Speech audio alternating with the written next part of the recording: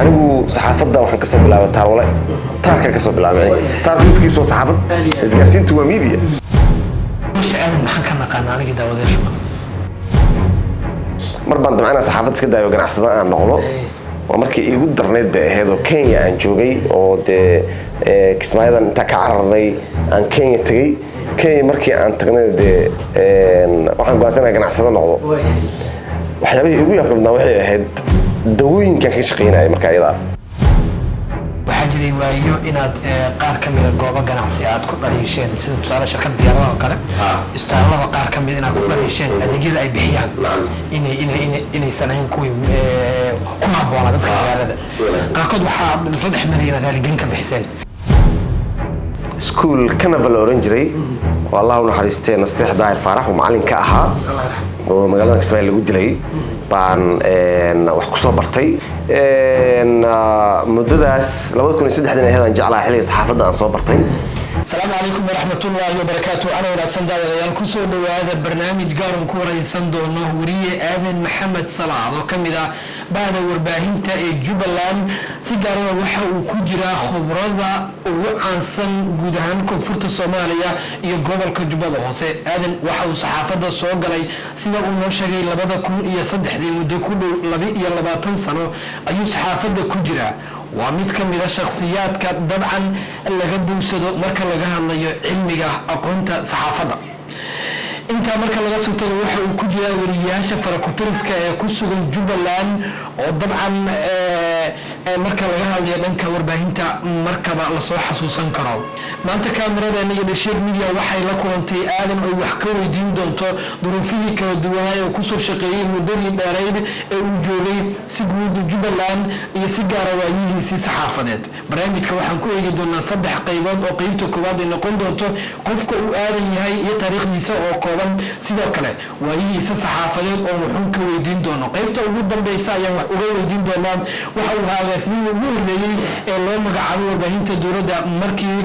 بسي أمر يجري إذا عد الريديو كسمايو وهاتن كمدا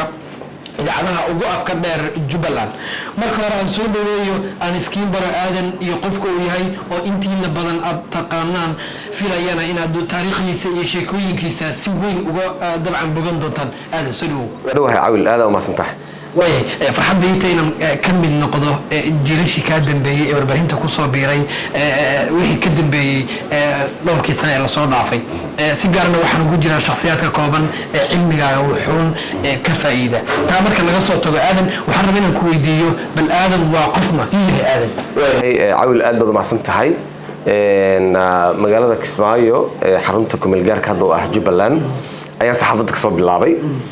school Carnival oran jiray والله ونحرستي نستيح داير فرح ومعلن كأها ومقالنا كسبان اللي قد لي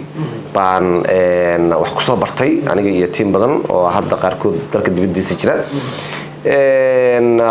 مدداس لو تكون يسد حدنا هذا نجعلها حلي صحافة عن صوبرتي كدبنا وحنقص شقي ورباهنا كلا دون وجودها وضنك يدي بدي ساعة مربع وضن كعرري وصوبيها أو عرري عندي بقى شكين دونه لكن مركي دنبو السلطة الشيء إن عندي بقى وصل نقول مقالة كسمايو مركي جبلان أي لو ريكتي مقالة كسمايو أنت سامح هتو مقالة كسمايو مركي أمر بهين تصعد علي إلا هذا أنك هو الجلاي وي آدم وهي سنولد يا قنتي تبغى شاكي يعني هذا كذا طبعا أنا جو مقالة مقدشان وحكو صبرتي دكسي هو صدحة سكول اللي يراهدو بستالة برايمر أند سكندري سكول وحكو صبرتي كدب أرضي جامعة كسمايا كم ذها وهيركو هذه جامعة وحكو صبرتي دبلومو أيام هاي سيدو كله de saxaafadana muddo dheer baan khibrad u leeyahay inkastoo de hadda jacayl iyo hami zaid ah oo san warbaahinta ama saxaafadda aysan iga heenin oo aan doonayo inaan isaga tago laakiin waxaan ahaa dadkii muqdisho ku soo bartay kadib kismaayo haddana wax ku sii bartay anoo waxbarashadeeda ku jira haddana saxaafaddii hore u sii galay waa intaa waxbarashada maxaan ka naqaan aniga daawadeysha والله نوش آذن طبعا أنا aadan waxaan iska ciyaalka xaafadda ah waa inta og tahay magaalada Kismaayo ku dhashay afar caruura ku dhalay Kismaayo iyo Kenya ama Garisaba ay raahdo sidoo kale hadda saddex caruur ay nool laakiin gabar waa iga saqiirtay la wiil gabar baa ay nool saxafi ah magaalada Kismaayo ilaa meel kala duwan Soomaaliya kamid ka soo shaqeeyay Kismaayo Baydhabo xilliga Cabdullaahi Yuusuf ka soo shaqeeyay Muqdisho Hargeysa oo Soomaaliland Nairobi oo Kenya Garissa Dadaab adii meel badan ka soo shaqeeyay aadan intaan ugu galin waayahaagii saxaafadeed aadan dhacdooyinka noloshiisa ee ka madaxa bannaan warbaahinta maxaad nagala wadaagi kartaa ama aan aqoon ahaan u qaadano ama aan si unuga faa'iideyno dhacdooyinka ugu leeyahay bannaan noloshaada ku dhacay ee warbaahinta ka madaxa bannaan warbaahinta wax ka madax bannaan والله دي wax warbaahin ka madax bannaan oo noloshiisa saameyn ku yeeshay ma jiraanba sababtoo ah qofka bini aadamku wuxuu asaga ka shaqeynayo ba saameeyso dhibaataysan Soomaha marka wax warbaahinta ka madax bannaan oo nolosheeda ah hal qodob baan hadda ka xasuustaa intaan ogahay mar baan damcana saxaafad iska daayo ganacsada aan noqdo oo markii igu darneed bay ahayd oo Kenya aan joogay oo de Kismaayadan inta ka cararnay aan Kenya tagay Kenya markii aan tagnay de waxaan go'aansanay ganacsada noqdo waxyaabihii igu yaabkabnaa waxay ahayd dawooyinka ka shaqeynay marka ayada waxaan damcay inaan dawooyin Kenya de waxa jirto waxyaabo badan oo contraband ah dawooyinka Kismaayo laga qaaday Kenya la geeyo waa contraband oo macnaheedu waxa loo yaqaan dawooyin sharci darro ah maalintii ugu yaabkabnaa waxay ahayd dawo aan Kismaayo la iga soo dhiibay oo aan xagar dheer ka qaaday oo aan Gaarisa geeyo islaha waxaan ka soo bixiyay aniga $400 iyo ugu fadhiday waxaan rabay Gaarisa markaan geeyo inaan $1,000 ku helo oo $600 1 second hal kartoon oo kaliya ka faa'iido dawo dib geenaysan ma aha daroogo ma aha waa dawo iska caadi dawada xoolaha lagu daweeyaa ilaahay wuxuu qadaray dawadaadii iyo hantidaadii oo arkaysid inta gaariga laga dajiyo hortaada inta lagu daadiyo haddana ay inkartaan ma lihi tiraado waxyaabaha ugu halista badan ee warbaahinta ka madaxa bannaan ee soo marin ka soo markii dambe aan dawadii qaab kamid ah aan soo ceshtay oo aan isla markiiba iibsaday marka waxyaabaha ugu yaabka badnaa ee aan naxdinta lahaa aan soo maray ee warbaahinta ka madaxa bannaan taas ay ugu horeysay iguna dambeysay maadaama waayaha ka saxaafadeed uu mawduuc gaar ah yahay oo aniga iyo daawadayaashu isku soo aan u xiiseynayno 23 sano wax ku dhow waa waqti aad u badan waa 20 sano labada wax ku dhow dabcan dhibaatooyin iyo caqabado badan iyo dhibaato la kulanta hatta mararka qaar sanadka nafta halis u gasho mawduucaas gaar ah intaan guda gelin waxyaabaha saxaafadda marka lagu jiro dadka inta badan ay raadiyaan waxaa ka mid ah magac inta badan waxaa la saxaafadda ma laga helo arinta maxaa uga jawaabaysaa والله دي صحافة مقع يهرت منصب ويلين حي لكن لما تجرو فإذا كلا ديرا ضانا ملاحين بريجي عن يقصوا بالله بعي صبتوا بريجاس وحال رادين يأكلية مقع منصب أما ماموس قفك بني آدمكو ولقد كرمنا بني آدم يقول سبحانه وتعالى يري مركا قفك بني آدم كأهوها وناكسن markas uu raadiyaa karaamadiisa iyo cizigiisa iyo sharaftiisa inuu kor u qaado saxaafadana taas ay leedahay walaqad karamna bani aadam ay daba socotaa hadda laakiin waxay noqotay ganacsi hadda saxaafadu waxa laga raadiyaa magac dad waxaad arkaysaa saxaafadda soo galay laakiin ku soo galay inay magac ka helaan magacaas ay u helaanna been sheegaya oo hadda bulshada dhexdeeda aan qiimo ku lahayn hadda inta badan waa arag dadka qaaqlayaasha la dhigistaayo oo kuwaas la xiiseeyaa ragga sharafta leh ee magaca leh markooda lama qaato waa la caaya kuwaas laakiin ninka maanta yiraahdo ukun baa hadashay waa la raaca warkiis fiiska u badan helaya laakiin ninka soo tabiyo wararka xaqiiqada ah badan lama yaqaan marka saxaafadu dadka qaarkiin waxay ka raadiyaan mansab qaar waxay ka raadiyaan lacag qaar waxay ka raadiyaan inay maxay ahato ay iibsadaan oo ku dheelaan magaceeda marka nin walba sidoo asaga u qaato أنا waxaan raadinayay inaan dalkayga iyo deegaankayga u shaqeeyo oo xaaladda uu ku jiro markaa inaan wax ka bedelo laakiin uma shaqeynaynin inaan magac helo anigu saxaafadda waxaan ka soo bilaabay taarka ka soo bilaabay taarka laftigiisu waa saxaafad isgaarsiintu waa media sababtoo ah waddankan ma laga aqoonin telefoon la soo diray iyo halow la yiraahdo lisma aqoon laakiin waxay ka soo bilaabatay waa taararkan taar baan ka shaqeyn jiray aniga taarkan ka shaqeyn jiray wuxuu keenay inaan saxaafadda soo galo kadibna aan dadku u waramo marka anigu berigii hore kow saxaafadda maba aqoon laakiin markii dambe oo aan soo galay marka qaabka laamig marayo magacii dadku ay aad u barteen beriga cusba wax shoon jiray luqada ka bixi jiray sababtoo dadka farta kugu soo fiican ninka awila waa ka hadii lagu yiraahdo xoogaa wax shoonay bogtahay berigaasna dadku aad bay u koobnaayeen dadkan tirada badan iyo xaaladahan zaidka dadka way bateen waagaas ma jirin dadku way koobnaayeen in yar oo isjecel oo istiqaana ay ahayd magaalada Kismaayo hadda way naga bahday marka waagaas marka saxaafaddu waxaan u soo galaan waxay ahayd kow waxaan saxaafadda leeyahay ka wardoon horta maxay tahay cilmi ahaan aan u soo galay marka cilmi ahaan u soo galayna waxay dantii ugu kaliftay haddana inaan bal waxaan ogaaday wax dadka lagu bedeli karin inay tahay oo ra'yiga lagu bedeli karo tiibaana haddana aan qaatay inkastoo dadku markaa fikirkooda bedelaysid laga yaabo inaad halis kala kulanto waana la kulmay marka saxaafaddu waa noocaas waxaan rabaa ku weydiiyo adigu saxaafadda meel loo gudbin jiraa wax loo gudbaa saxaafaddu horta boqolkiiba 99.9 ma jirto meel loo dhaafo oo qofku waxyaabaha ku shaqeeya camalka oo buu ku dhintaa badanaa haddaad geerishil tahay geerishilnimada u dhimanaysaa hebel asoo bir garaacayo dhintaaba maqlaysaa oo baawur baa dilaa maqlaysaa haddii sidaas si lamida qofka wariye uu yahayna asoo war raadinayo buu war ku dhimanayaa ama xaalad kale oo war kale qosaysa iyo ku tagayaa marka saxaafaddu badanaa waxaa loogu gudbaa qofka inuu siyaasi noqdo ama dawladda uu galo ama meelo dawladda ka mid ah uu ka shaqeeyo ya badanaa hadda waayahan dambe looga gudbaa laakiin berigii hore meel hadda wariyaashii hore markaa dib u wareegto ilaa hadda wariyaal waa waayay 2003 ilaa maanta oo la joogo 2025 dabcan waxaa u dhaxaysa muddo 22 sano 22 sano kadib aadan weli moorihiisu ahaan doona hadda saan hore kugu sheegayba qorshaha iguma sii jirtaan saxaafisi ahaadaba sababtoo ah markaad xaalad aad ku shaqeynaysid oo dee rafaadkeeda iyo dhibkeeda iyo siliceeda iyo markaa ku daashid oo dadkuna aysan ahayn hadda soo ma jirto siyaasiyiin waddankan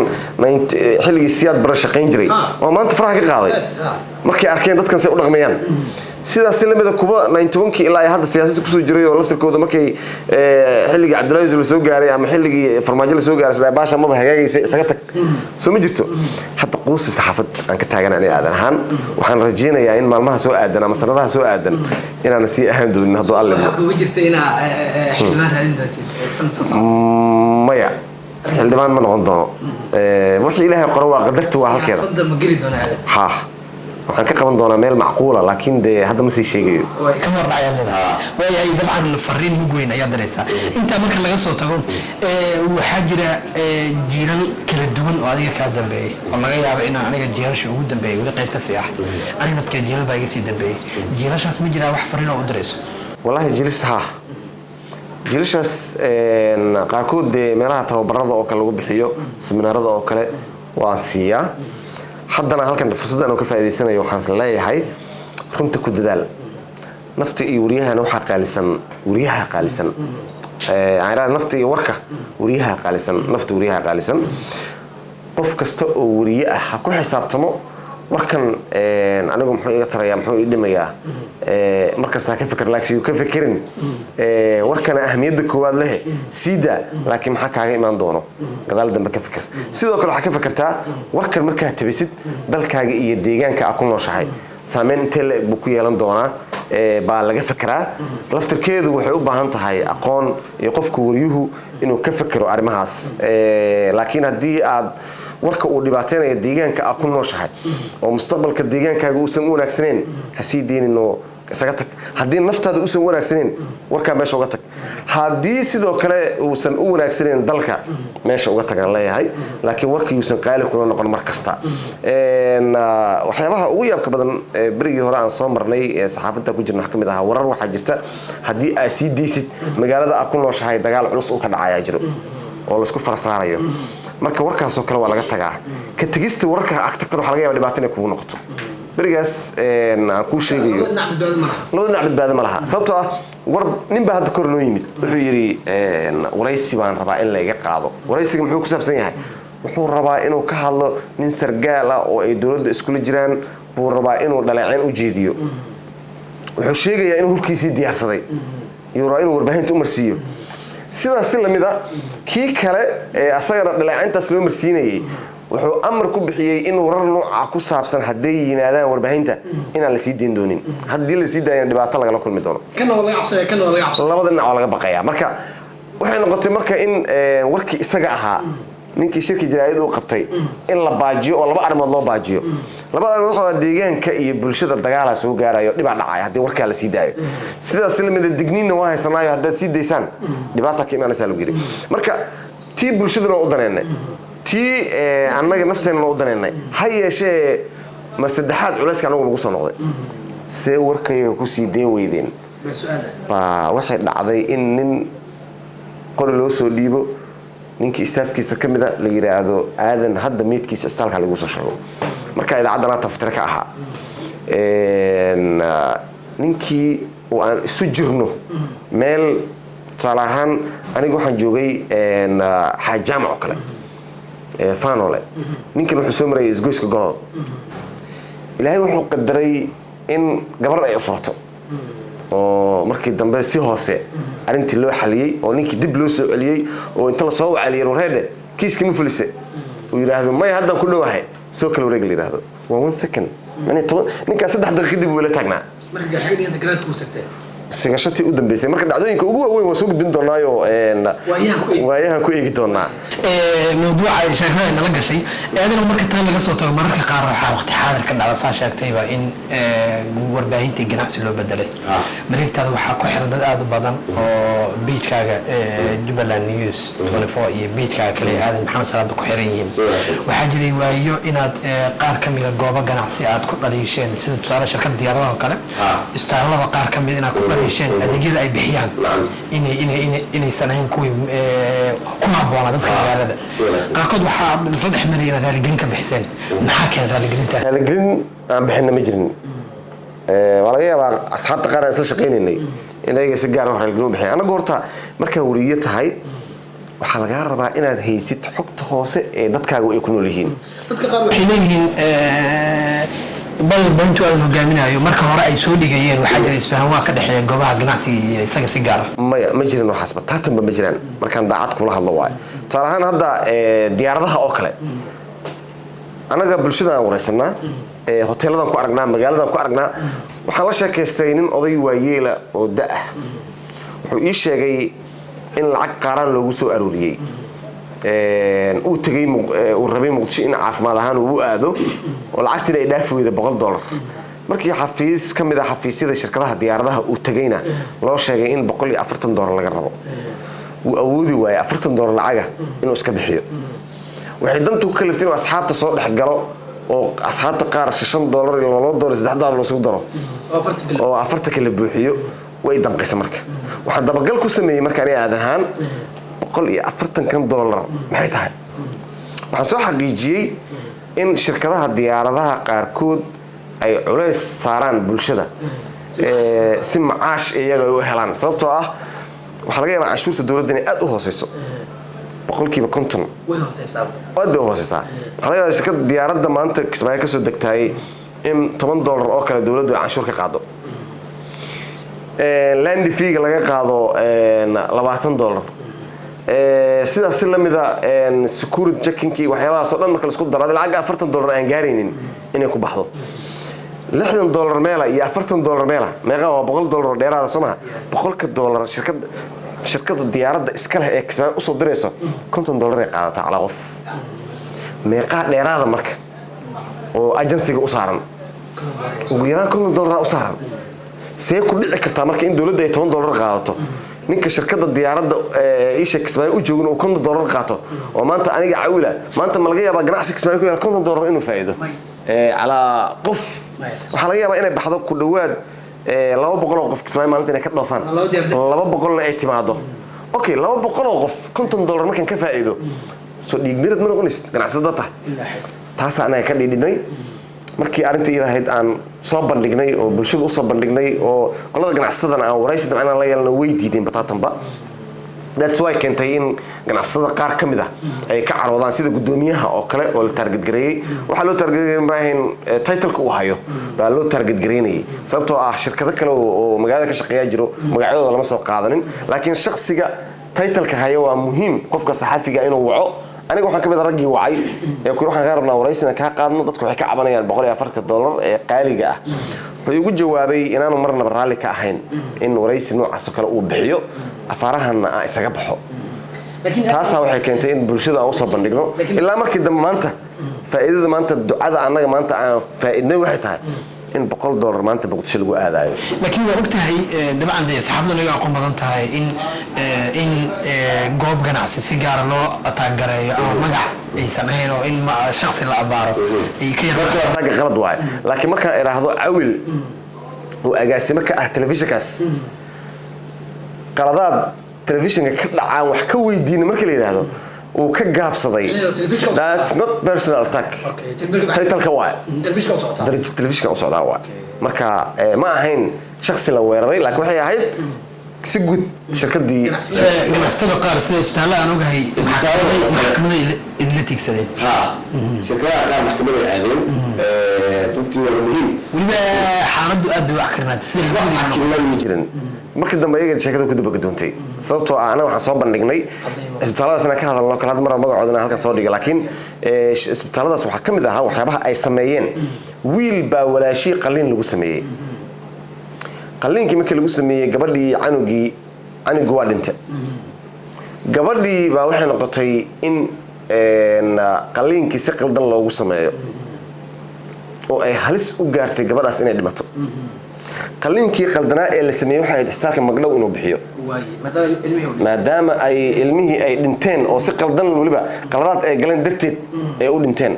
sidoo kale gabadhina caafimaadkeedii oo halis garaaska dan yar ay ahaayeen waxay noo soo bandhigeen warqadihii iyo dokumentiyadii isbitaalkaas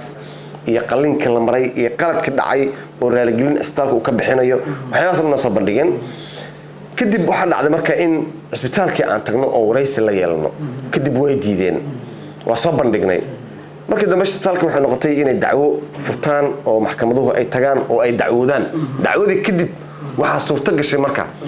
in annaguna aan soo bandhignay waxyaabihii qaldanaa ee ay sameeyeen